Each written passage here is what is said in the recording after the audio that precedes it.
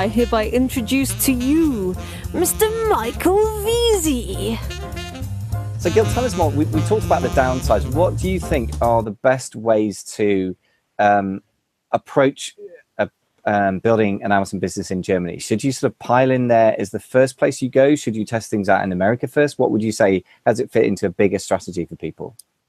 I think what you always should do is for an American seller or an English seller, you have your stuff, you sell it in America right now, and now you think to get to look broader. And the second step will always be for an American seller to go to England, and I think for the other way around, for an English seller to go to America actually. But if you're at that point and you have, I don't know, 5 products, 10 products, 20 products are selling good, then the next step would be to actually strategize which market in Europe is also interesting. It would probably be Germany, and then after Germany, if it makes sense there, maybe it's not all your products, but some of your products. And then afterwards, you would also have a look at France, Spain, and Italy, and then have a look if your product would, or which of your products would sell there. And then see it as a whole picture, because it's already hard to set it up. So might as well go for all the markets. That's just how I see it. But really, really don't think you can just slap everything you have in America, put it on the German market, but have a really good look at the products before that with the BSR knowledge in mind. And then use professional help to set yourself up and get the listings translated, do the marketing. I have a tool where I can see what other people are bidding on with PPC, and it's sometimes really interesting that the Americans, a lot of them have only American words in their PPC, and I mean it's going to be hard to sell in Germany if you have American words in your PPC. That's very interesting. And by the way, I'm very interested in knowing what that tool is, because I think working out your PPC costs before you go in is a really important thing, and it's hard to do. Would you mind sharing that with us? Sure. It's called Analyze, but right now it only works in Germany. Okay, Analyze. Is it AMALYZE or? Exactly, correct. Okay, well, we'll put that in the show notes. So that's very, very worth knowing indeed. And it's very interesting also that the Americans are being so lazy. I mean, I think the British people are almost the laziest linguists in the world. And I know that because my mum was a French teacher and my grandmother was as well. So, I mean, we're a family of people that are familiar with the idea of speaking foreign languages. And most British people are just... The fact that France is 35 miles away makes no difference, because they're going to have to speak French to communicate with French businesses. So they rather go to America, where you need to have all sorts of visas to travel, and you're not in the EU. I mean, we still are, thank God, for the moment. It's very interesting that Americans are possibly even worse. I mean, if I may say that without disrespect. I mean, there is some kind of excuse, as they have a continent to themselves, and most people speak English, although Spanish is important. But for the English, there is no excuse. So. Yeah, I kind of say it's enough, really. That if you're going to make the effort to go somewhere, you might as well the whole effort and do it properly. So tell us a bit more about that. You were just implying that really it's going to be effort for an American seller to sell in Europe as a whole. So you might as well consider all of the marketplaces and go to town, do it properly. Tell us a little bit about the special challenges that Americans would have selling in Germany or Europe, and what the best ways are to deal with that. So of course, it would start with how would they structurize their company? Where would they pay their taxes if they use the PAN-EU program? Because in Germany, it's in Europe, it's different marketplaces and it's different countries. They all part of the European Union right now, but that could change as well. And I don't know what you guys are doing over there, but that's up to you. Nobody in Britain knows what we're doing. We don't even know who's in government, my friend. I mean, I have to be careful now. It's a British podcast. I should watch my words. British Amazon sellers are very impressed with what the government's doing right now. I mean, I don't think anyone knows what's going on. So, impressed is a nice word. Yeah. I think for the moment we should just carry on and do your thing. Do your thing, and then let the future take care of itself. We'll find out about it in advance. But they have to get somebody to tell them all about the PAN-EU program and how it works with the VAT, all that kind of stuff before they set up shop. And then afterwards, if that is done and they are registered, then really get somebody that helps them to translate everything and have somebody who's doing the customer support in their language and the marketing efforts in their language, so that the brand, I mean, in the end, if they have 5, 10, 15 products, they want to sell a brand. and they don't want the brand image to be destroyed when they sell it in Germany and it has bad reviews and a weird translation, because then it's just going to not be good even for their brand in America, I think. Yeah, it certainly doesn't help. And I have to say that a really poor quality translation, I mean, there's such a thing as Chinglish, you know, Chinese English, which you see all the time on Amazon. And as soon as I see it makes me laugh. And I kind of mentally take 50% off the value of the product, because I just think these guys don't really know what they're doing. As if they did, they would have employed somebody. I mean, you know, they must have spent quite a bit of money sending some products over. They could have employed somebody like me or you or anyone who speaks reasonable English just to make it professional English. It wouldn't take very long. So I can't help thinking it's going to be the same for anybody.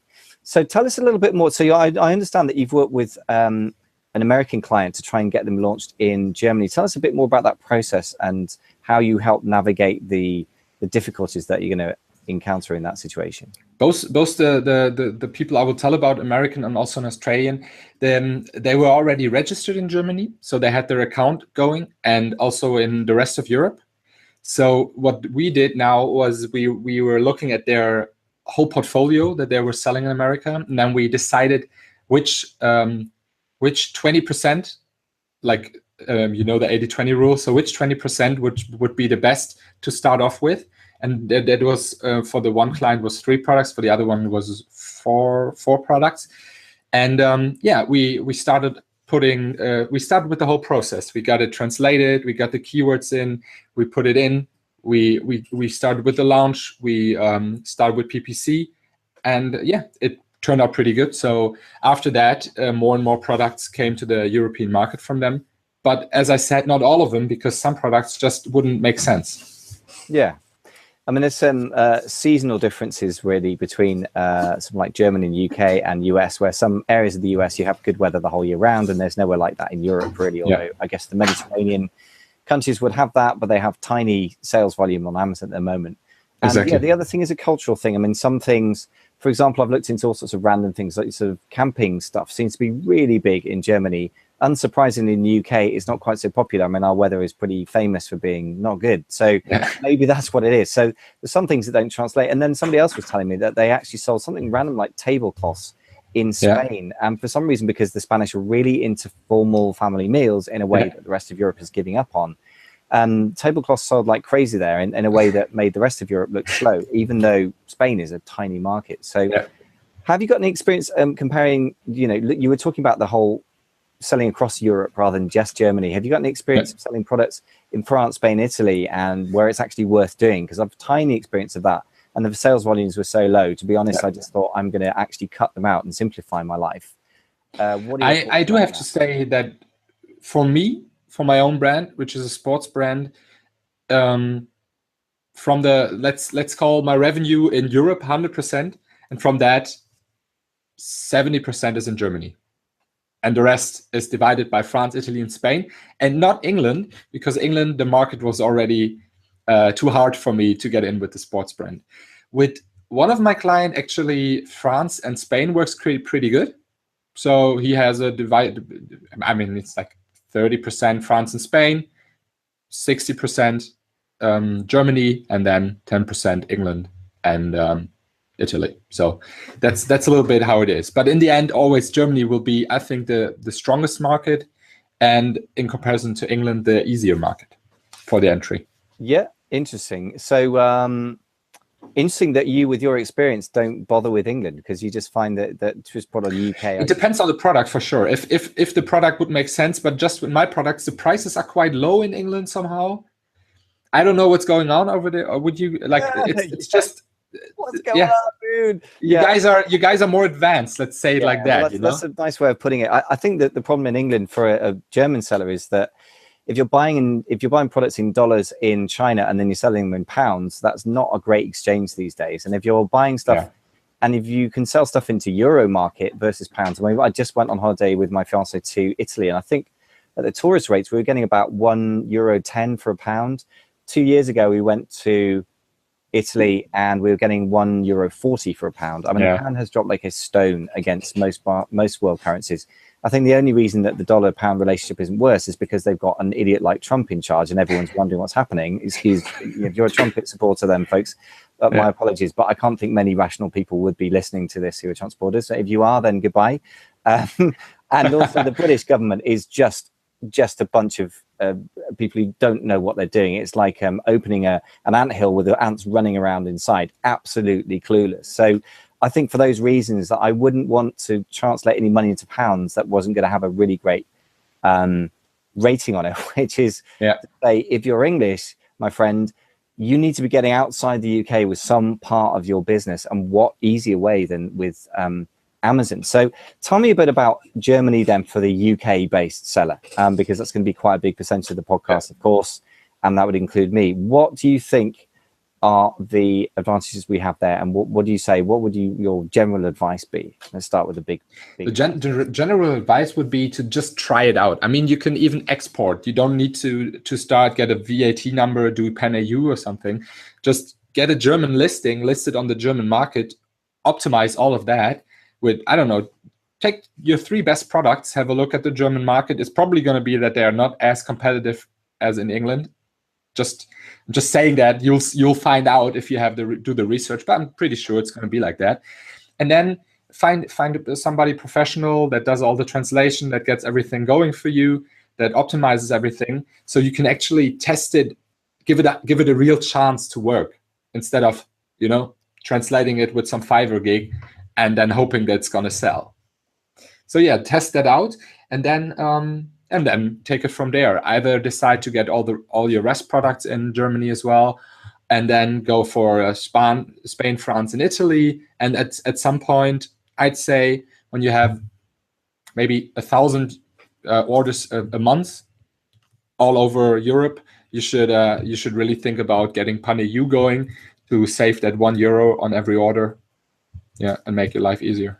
Okay, so a couple of questions around that then. The first thing is, well, I like that, not really a question, just to reflect back what you were saying, just test out Germany and take it from there, because I don't know if people are aware, but you can store your inventory in the UK, or for that matter, sorry, you can store your inventory in the UK and send it to any Amazon buyers in Europe without having to pay anything at all. And if you're not VAT registered, you do pay a little bit extra for the export, but it's not much. A little bit, yeah. But what I mean is, it's not a big risk. Yeah, you're quite right. It is a little bit extra, but it's a very small risk. And if you're just starting out and you're not VAT registered yet, then it's not an issue, because as long as you don't get stuff stored in the European Union countries, you don't have to register for VAT. As long as you stay under a specific amount of volume in the revenue, that's another part. But I don't know how it is with Germany. I think it's 30 or 70,000. So it should be enough for a test run. Yeah. No, in the UK, basically, it's the same as for a person or any other company, which is £83,000 as things stand at the moment in revenue, which is quite a nice high ceiling compared to Germans. So I mean, it's really, VAT registration is something you can afford to worry about down the line if you're just starting out in the UK. Yeah. So I'd say that for those who are at the beginning stages, but for those who are more advanced, tell us about pan-EU, because obviously that involves VAT registration in a lot of different countries, as I understand it, which can be a nightmare. So tell us about that. Is that a process you've gone through, or helped us? Yeah, I do that. I have the pan-EU program for my sports brand, because it just makes sense. It's selling everywhere, and it's more orders than 1,000 a month. So just from the numbers, it's already making sense.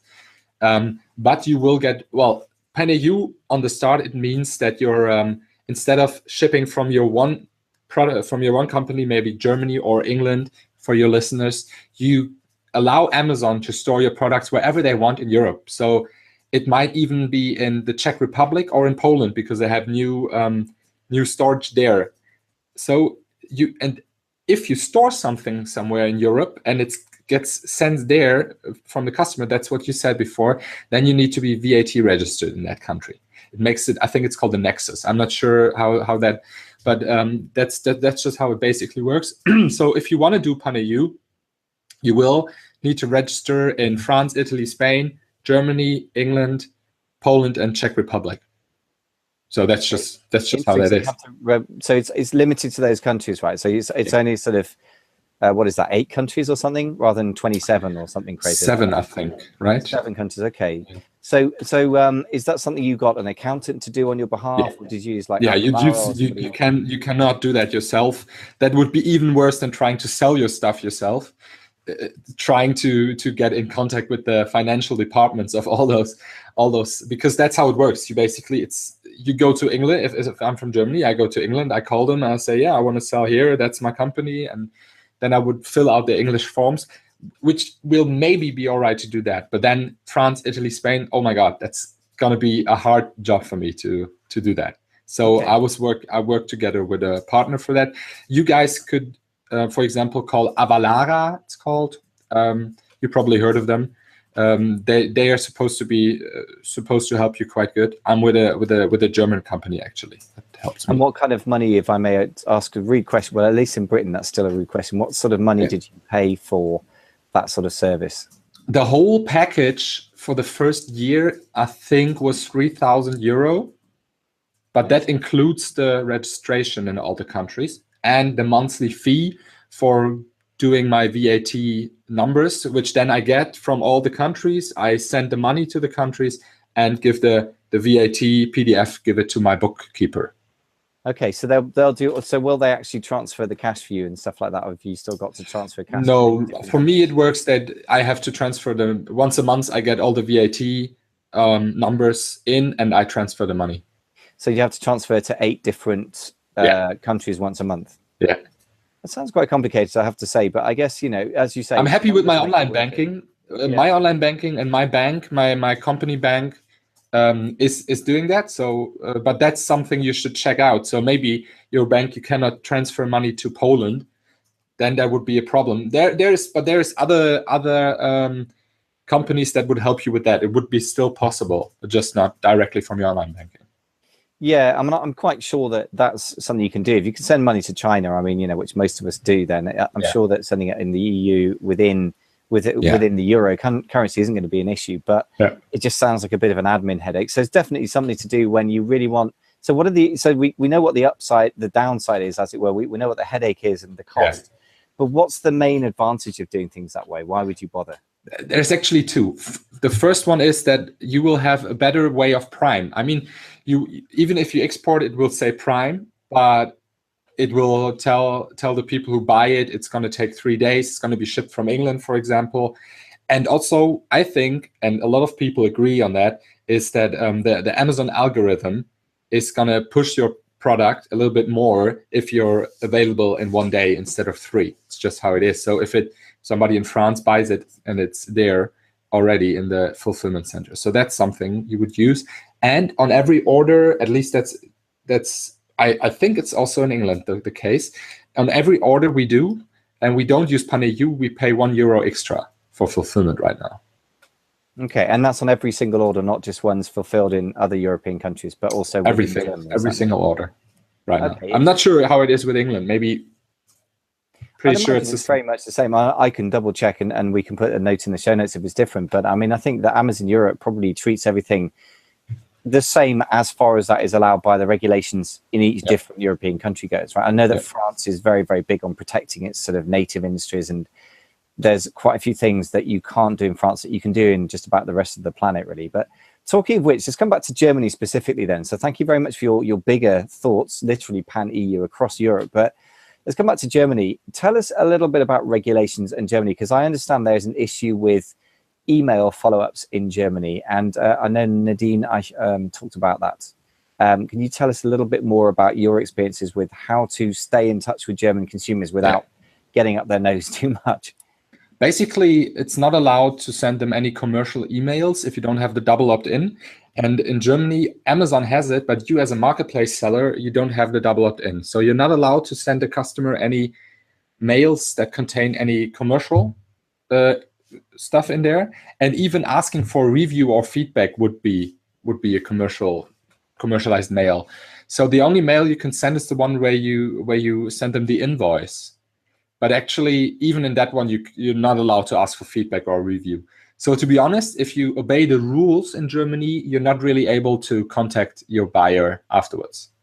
Okay, and in practice, do people actually do that, or what's your Yeah. experience of how it's done in A lot of in people reality? ignore it basically, and use the service, different services you can use to send follow-up emails. Okay, and I've heard about using the invoice mail, so that you send an invoice to somebody and you attach a PDF that says, "Here's your invoice," and if, by the way, you feel like leaving a review, here's how In you the do it. invoice, yeah. That you can do, but I mean, who's gonna look at the invoice? Because most people buying on Amazon are like personal buyers, so they don't do it for their business, so they don't really use the invoice. So the percentage is going to be 0.1% of. Yeah, right, really tiny. Yeah. And what about so a couple of questions. And what about sending an invoice but with a sort of commercialized Mail? mail? I mean, presumably that's Not just really right? allowed as well, actually. Yeah, okay. So yeah, interesting. So then the other question is then, how do you get reviews in Germany? Which this may explain why there are so few reviews in Germany for your competition, because you're going to have the same problem. So exactly. what's your approach to getting reviews in Germany? So either you still do it, or you find a way to know your customer by, for example, going over Facebook groups, over your target market, and tell them, hey, I have this and this product. Are you interested? And then if they say yes, you know their email address. So if you do a funnel before Facebook for a coupon code or whatever it is, then you would have their email address, they're double opt in, and you can ask them for reviews.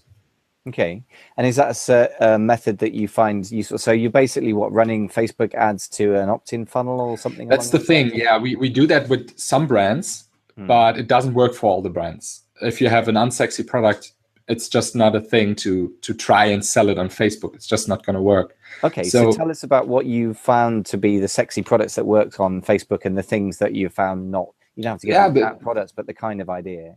Yeah, new cool technical stuff, everything that is interesting while they're browsing, little small papery, like just arty stuff. It's hard to say. Everything that you think interesting as well when you scroll through Facebook. You're not gonna stop and say, "Oh yeah, I need a screwdriver." Probably not gonna happen. But you're gonna stop and say, "Oh, I need a new headphone. That's cool. Let me have a look at that." So that's the stuff that works on Facebook, you know. So while, yeah. So that's Yeah, that sounds that makes a lot of sense, really. I mean, I'm beginning to sort of dip into the Facebook marketing thing for Amazon now, and quite a steep learning curve. But yeah, that makes a lot of sense that if it's just something like a screwdriver, that you're not really going to be very excited about. So maybe if it's a really cool screwdriver that has new features, or something. I have no idea, but yeah, a very cool screwdriver that just does it on its own or something. Yeah, I can imagine that it would have to be quite special. So. Yeah, okay. So basically, in Germany, you're in a land of very few reviews unless you break the rules. But on the other hand, so is your competition. So I guess it comes down to who breaks the rules and who's risking doing that stuff. I mean, have you come across people having their accounts suspended for sending follow-up emails? No. No. You don't really break. I'm not sure if they changed it, but Amazon don't really care about that. That's more the German law. So you get like it's called Abmahnung. So it's a letter that says you should not do that anymore, and you pay a fine. Okay, so it's basically like a cease and desist letter, I suppose. Yeah, with a fine on top. Yeah, I was going to say that's more. I mean, that's normally sent by a lawyer, and this sounds like it's sent by the German government. No, it's sent by a lawyer as well. The German government don't really care about that. It's your competitors that would do that. Ah, okay, I see. Right, and what sort of levels of fine are we looking at anyway? 500 to 1,000 euros. Okay, so it's substantial, but I mean, I guess if you're turning over some serious numbers on Amazon, it's always the risk and reward question. Yeah, right. I mean, but that's good to hear that, actually, because I mean, it's one of those things when I think about Germany, there's a few things that come to mind, which is fantastic engineering, fussy consumers, and also, yeah, law books inches thick, or many centimeters, we should say. But so it's interesting to know that the downside isn't necessarily as bad as it could be. Actually, I mean, I think in a lot of ways, €1,000 fine would be preferable to account suspension for anyone who's doing serious numbers, right? For sure. That's interesting. So really then what it comes down to is reading between the lines. I mean, I'm not asking you to ask people to break the law of your own country, but it does sound like let's just put it this way. It might theoretically be quite possible to send follow-up emails in order to try and get reviews. It might be. Until such time as your competitors get their lawyers to send a letter. That's quite interesting. Okay. So let's talk a little bit about the future of Amazon Europe then. So you were implying before that Germany's maybe finished quite a big percentage of its growth curve, if you think that's right. And also what you see happening in France, Spain and Italy, the sort of poor relations over the next year or two. Yeah, I think that's what will happen. I think the German market will keep on growing, but not in a pace as it did the last years. I think you already see that it's getting slower. But Amazon Spain, Italy, and France, I think, will start growing, but that's just an assumption. Could also be that Amazon is just focusing on Japan or China, or I don't know. But right now, I think they will start focusing a little bit more on France, Italy, and Spain. And all in all, it will grow. It will keep growing in the way, like all of Europe, it will keep growing in the numbers it did before. So I think just still an awesome time to get involved and get some shelf space on the Amazon market. Absolutely. Yeah. So I think that's a good place to leave it. Gil, if people want to get hold of you, I was about to say if they want to hear you speak, well, I ought to plug something, which sounds really shameless because I'm actually, by sheer coincidence, we've both been booked to speak. Yeah, actually, gig, I ought to make sure that people know about this. So on the 5th of July, Gil and I will be speaking at the Amazon event run by Web Retailer, who are good guys. They've been around for ages. They know about, e-commerce and backwards, forwards and sideways. They really know their stuff. So that's Andy Gelman who runs that. And that's going to be at Bar Rumba, I should say, in Shaftesbury Avenue, right in the heart of London's West End, which is a really cool place to hang out. And I can't remember the time. I think it's about 7:30. Is that right? Yeah, I think I have to be there at earlier, but I think it starts at 6 and half. Right, or 7? I'm not sure. We're doing a great job of marketing this event for Andy, aren't we? So I'll double check and I'll put it in the show notes. I'll put it this way. It's in the evening. Yeah, you and I are going to have to be there to check things through and do a practice and a sound check and whatever. But it's just going to be at 7:30 sounds all right. 7:30 roughly, say 7. I don't know. Check online, guys. We will let you know. And if you want to sign up for that, then I guess the easiest thing is if you just email me for the moment, and now I'll find out. I'll put some notes in the show notes, and I'll put a link through to the meetup place. So that's one place that you can hear Gil or myself, and you can meet us in person. Looking forward to meeting you in person, Gil, as well. Same. So that's one immediate place that people can hear us if they can get down to London or they happen to live in London. Obviously, for US-based listeners, that's possibly less than practical. So what other places, Gil, can people hear or learn more about you? Yeah, I've because our content is in German. So what I have is it's the agency that I was telling you about. So if you want to know a little bit more about that, and you're actually an American seller or an English seller who wants to do that step, he could come over to commerceand.eu. It's spelled commerceand.eu. So you can have a look there, what we do, how we can help you, and just arrange a call with me, and we talk about your business. Otherwise, you can always find me on Facebook. Just look for my name, Jill Francis Lang, and you find me there. Just reach out. Stuff. So great to talk to you, Gil. It's good to be thinking about Germany again. I've sort of had forays into it. It's just sort of re-inspired me to really take seriously some research there, and just to find some great niches that, as you say, the opportunity is still there, which for such a big market is a pretty amazing opportunity. So look forward to meeting you in person at the Web Retailer thing. And meantime, just big thank you for coming on the show. Thank you for having me. I had a really great time, and I hope everybody enjoyed it. And thank you, Michael. Cheers. Bye-bye. Bye-bye.